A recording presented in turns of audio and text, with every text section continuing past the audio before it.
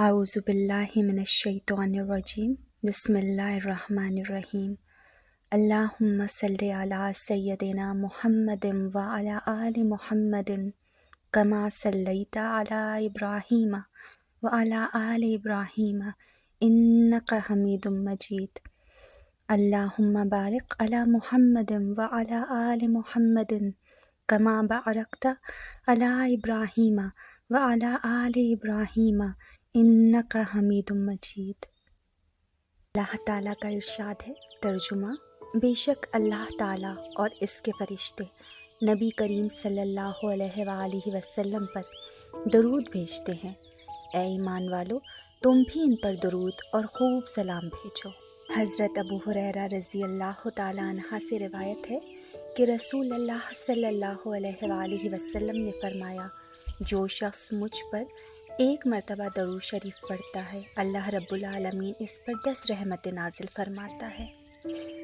حضرت ابی بن کعب رضی اللہ تعالیٰ عنہ کہتے ہیں، میں نے عرض کیا، یا رسول اللہ صلی اللہ علیہ وآلہ وسلم، میں کثرت سے درود شریف پڑھتا ہوں، اپنی دعا میں سے کتنا وقت درود شریف کے لیے وقف کروں؟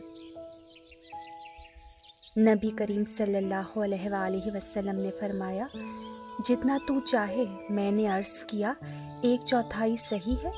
آپ صلی اللہ علیہ وآلہ وسلم نے فرمایا، جتنا تو چاہے۔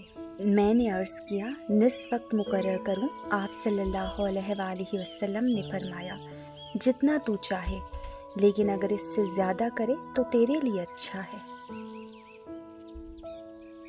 میں نے عرض کیا، 2/3 مقرر کروں؟ آپ صلی اللہ علیہ وآلہ وسلم نے فرمایا، جتنا تو چاہے، لیکن اگر اس سے زیادہ کرے تو تیرے لیے ہی بہتر ہے۔ میں نے عرض کیا، میں اپنی ساری دعا کا وقت درود شریف کے لیے وقف کرتا ہوں۔ اس پر رسول اللہ صلی اللہ علیہ وآلہ وسلم نے فرمایا، یہ تیرے سارے دکھوں اور غموں کے لیے کافی ہوگا اور تیرے گناہوں کی بخشش کا باعث ہوگا۔ حضرت کعب بن عجرہ رضی اللہ تعالیٰ عنہ کہتے ہیں کہ ایک روز رسول اللہ صلی اللہ علیہ وآلہ وسلم نے ممبر لانے کا حکم دیا۔ جب آپ صلی اللہ علیہ وآلہ وسلم نے پہلی سیڑھی پر قدم رکھا تو فرمایا آمین، دوسری سیڑھی پر قدم رکھا تو فرمایا آمین، تیسری سیڑھی پر قدم رکھا تو فرمایا آمین۔ خطبہ سے فارغ ہونے کے بعد جب آپ صلی اللہ علیہ وآلہ وسلم ممبر سے نیچے تشریف لائے تو صحابہ کرام رضی اللہ تعالیٰ عنہ نے عرض کیا، آج آپ صلی اللہ علیہ وآلہ وسلم سے ایسی بات سنی جو اس سے پہلے نہیں سنی تھی۔ رسول اللہ صلی اللہ علیہ وآلہ وسلم نے فرمایا، جبریل علیہ السلام تشریف لائے اور کہا، ہلاکت ہے اس آدمی کے لیے جس نے رمضان کا پورا مہینہ پایا اور وہ اپنے گناہ نہ بخشوا سکا۔ میں نے جواب میں کہا، آمین۔ پھر جب میں نے دوسری سیڑھی پر قدم رکھا تو جبریل علیہ السلام نے کہا، ہلاکت ہو اس آدمی کے لیے جس کے سامنے آپ صلی اللہ علیہ وآلہ وسلم کا نام لیا جائے اور وہ درود شریف نہ پڑھے۔ میں نے جواب میں کہا، آمین۔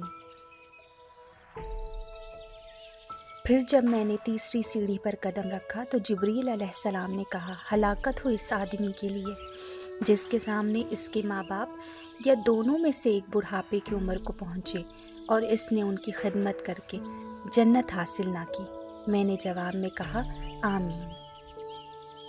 جزاک اللہ خیرہ۔